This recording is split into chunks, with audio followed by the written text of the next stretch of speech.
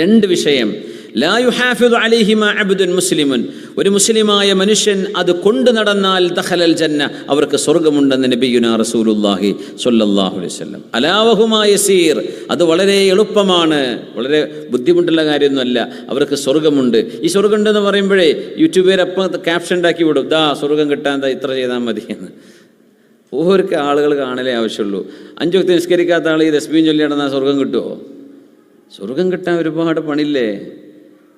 സ്വർഗത്തിലേക്ക് പോകാൻ ഒരുപാട് നിസ്കാരം, നോമ്പും, ഹജ്ജും, സക്കാത്തൊക്കെ ചെയ്യണം. ചതി ചെയ്യാൻ പാടില്ല, കളവ് പറയാൻ പാടില്ല, വഞ്ചന ചെയ്യാൻ പാടില്ല, മാതാപിതാക്കളെ വെറുപ്പിക്കാൻ പാടില്ല. ഇതൊക്കെ അള്ളാഹു അരുതെന്ന് പറഞ്ഞത് ചെയ്യരുത്, അള്ളാഹു ചെയ്യണം എന്ന് പറഞ്ഞ് ചെയ്യുകയും വേണം. പുറമെ ചെയ്യുന്ന കാര്യങ്ങളാണ് ഈ ഫദീലത്തുള്ള ദിക്റും സ്വലാത്തുകളും തസ്ബീഹുകളൊക്കെ അതിന് ശേഷം വരുന്നതാണ്. ഇപ്പോൾ ഒരു നിസ്കാരം ചെയ്യാത്ത ആളുകൾ ഈ ക്യാപ്ഷൻ കാണും, ഇത് ചെയ്താൽ നിങ്ങളെ കാര്യം നടക്കും. അങ്ങനെ സംഭവമൊന്നുമില്ല. അള്ളാഹുവിന് മുത്തഖീങ്ങളായി ജീവിക്കുന്ന ആളുകൾക്ക് അള്ളാഹു ചില കാര്യങ്ങൾ സാധിപ്പിച്ചു കൊടുക്കും. ആ പറഞ്ഞ പോലെ ജീവിക്കുന്ന ആൾ ഈ ദിക്ർ ചൊല്ലിയാൽ കിട്ടും. അല്ലാതെ നിസ്കാരമില്ല, നോമ്പുമില്ല, ഈ ദിക്ർ ചൊല്ലി നടന്നാൽ കിട്ടുമോ?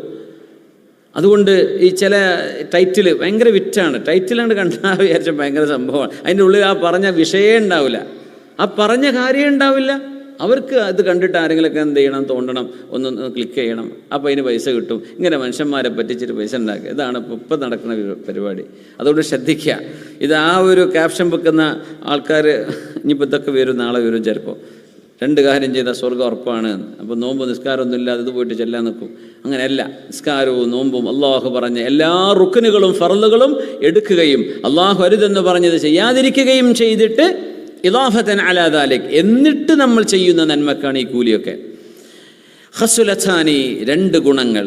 ലാ യുഹാഫിദു അലൈഹിമാ അബ്ദുൻ മുസ്ലിമുൻ ഇല്ലാ ദഖലൽ ജന്ന, അത് നിരന്തരം കൊണ്ടു നടക്കുന്ന ആളുകൾക്ക് സ്വർഗമുണ്ട്. എന്താ ഈ നിരന്തരം എന്ന് പറഞ്ഞാൽ? നമ്മൾ അറിഞ്ഞയിടം മുതൽ, മറന്നുപോയാൽ ഓർമ്മ വന്നയിടം മുതൽ തുടരുക എന്നല്ല. അപ്പോൾ ഇനിയിപ്പോൾ നമ്മൾ കഴിഞ്ഞ കാലത്തേക്ക് തിരിച്ചു പോകാൻ കഴിയില്ലല്ലോ. We cannot travel back in time. നമുക്കത് സാധ്യമല്ല.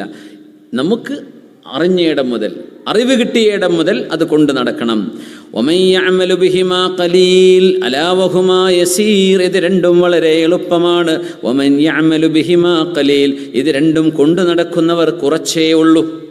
കുറച്ചാളുകളെ ഇത് സ്ഥിരം ചെയ്യുന്നുണ്ടാവുള്ളൂ. യുസബ്ബിഹുല്ലാഹ ഫീ കുല്ലി ദുബുരി സ്വലാത്തിൻ 10, യുസബ്ബിഹുല്ലാഹ ഫീ കുല്ലി ദുബുരി സ്വലാത്തിൻ 10, എല്ലാ നിസ്കാരം കഴിഞ്ഞാലും 10 തവണ സുബ്ഹാനല്ലാഹ് 33 ചൊല്ലണമെന്നാണ്. 33 പറ്റാത്ത ഒരാൾ 10എങ്കിലും ചെയ്യണം എന്നാണ് പറഞ്ഞത്. 33 ചുരുക്കി 10 ആക്കിയിട്ടുണ്ട, 33 തന്നെ ചൊല്ലണം. അതിനാണ് കൂലി.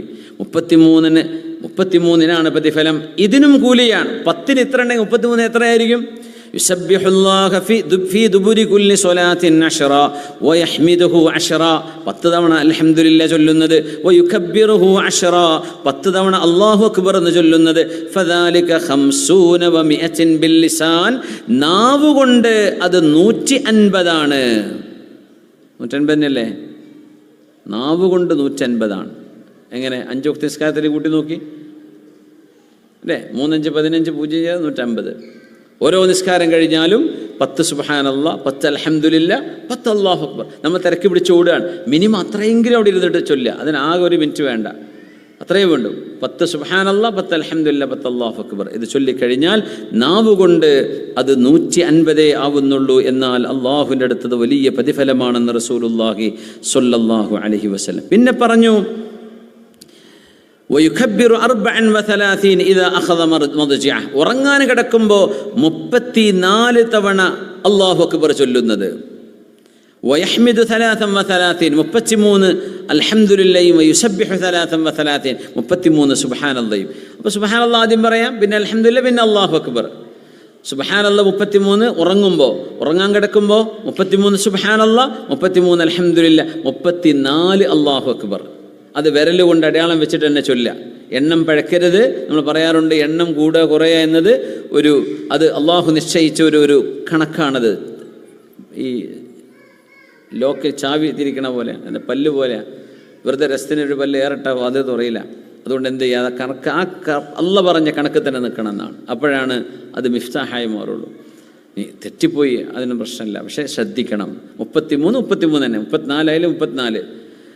അങ്ങനെ ചൊല്ലുന്ന ആളുകൾ കുറവാണ്. ഇത് വലിയ പ്രയാസമൊന്നുമില്ലല്ലോ. നിസ്കാരം കഴിഞ്ഞിട്ട് 10 സുബ്ഹാനല്ലാഹ്, 10 അൽഹംദുലില്ലാഹ്, 10 അല്ലാഹു അക്ബർ. ഉറങ്ങാൻ കിടക്കുമ്പോൾ ഏതായാലും തിരക്കൊന്നുമില്ലല്ലോ. 33 തന്നെ ചൊല്ലും. 33 സുബ്ഹാനല്ലാഹ്, 33 അൽഹംദുലില്ലാഹ്, 34 അല്ലാഹു അക്ബർ. ഇത് ചൊല്ലുന്നവർ, ഇത് ജീവിതത്തിൽ പകർത്തിക്കൊണ്ട് നടക്കുന്നവർ, അവർക്ക് സ്വർഗമുണ്ടെന്ന് നബിയുനാ റസൂലുള്ളാഹി സ്വല്ലല്ലാഹു അലൈഹി വസല്ലം.